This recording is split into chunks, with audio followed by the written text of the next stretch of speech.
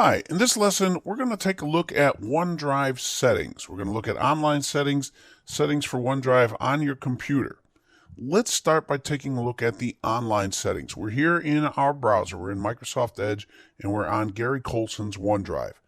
And if we come up here to the upper right corner, we see this little gear icon, and when we click on it, we get this, and we have settings for OneDrive. Let's go ahead and let's click on that. And they're basically notification settings. Reminders for missed sharing emails, email notifications, when OneDrive detects lots of files are deleted at once. I've gotten that many times when I've tried to clean out my OneDrive. You have notifications when others reply to your comments, and you have email notification when the link in a sharing email you sent was clicked. Now, I usually leave these all on because I like these notifications. They can be important sometimes. If you choose to turn them off, feel free. I'm going to leave mine on. Now, as you can see, there's not a lot of other settings in here. We do have a More Settings button, but I'm going to caution you, unless you really know your way around SharePoint, yes, that is SharePoint, because remember, SharePoint and OneDrive, they are certainly connected. Unless you know your way around SharePoint administration, you're going to want to stay out of this, but I'm going to show it to you really quickly. And you can kind of look at some of these things. You can change the language, but we already have all of our languages supported. The only thing I really want to show you is, and it's kind of interesting, is the storage metrics. If we click there, we can see there's not much going on because, remember, this is just sort of a lab environment, but you get a little bit more information about your OneDrive storage. All right, let's get out of there and let's go back to Gary's OneDrive. Now, we want to take a look at OneDrive settings that affect the OneDrive which is synced to your local computer. So we're going to get down here, get our taskbar, and click here on the little OneDrive Elevator Skills button. And we see we have these three ellipses that say More. That's going to give us, you guessed it, settings. Let's click there. And there's a lot of settings in here. We're going to start on the first tab, simply called Settings. Now in here, we've got quite a few things.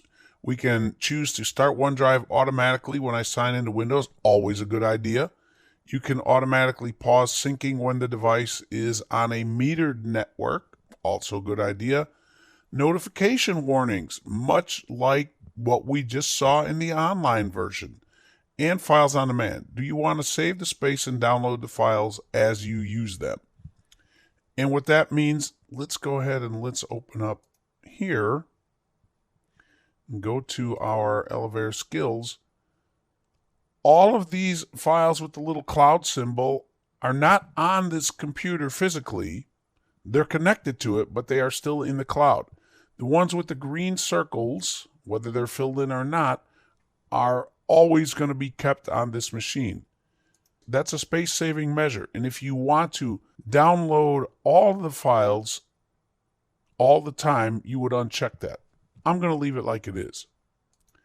We have information about the account. Now, this is very important here. If you, for whatever reason, decide that you want to stop syncing OneDrive to the computer you're on permanently, you have to unlink this PC, and it will take this off of your OneDrive, and you'll no longer have any files synced to the computer that you're on.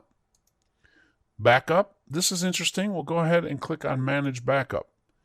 If you want OneDrive to back up your desktop files, your pictures, and the files in your document library, and remember, these are these physical places, desktop, documents, and pictures on your computer. If you want them backed up into your OneDrive, click on Start Backup. Network, quite honestly, I would leave them alone unless somebody tells you otherwise, somebody in your IT organization. Office. Do you want to use Office applications to sync Office files that I open? So in other words, when you're working in OneDrive, if you go ahead and open up a document in the desktop version of Word, Excel, it's still going to sync to your OneDrive when you make those changes. That's probably a good thing. And then syncing conflicts, you can choose to decide when there are any merge changes or keep both copies. You get to choose. Otherwise, it's going to always keep both copies. And then about just gives us a little information about OneDrive, so we can cancel that.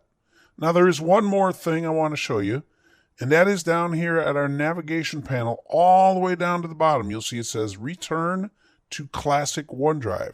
In case you didn't realize it, we're using what's known as the modern OneDrive. But if we go to Classic, let's click on that. You see it is indeed the classic OneDrive. It's kind of that old school style that we used to have. Now, the thing about this, and if you prefer this, you can work here in it, and that's great. But if you close OneDrive, so if you're done for the day or you sign out or anything like that, if you close OneDrive and you come back to it, it's going to be back to the modern interface. It will not stay as the classic OneDrive. So now you know a little bit more about those OneDrive settings. Thanks for listening, and I'll see you next time.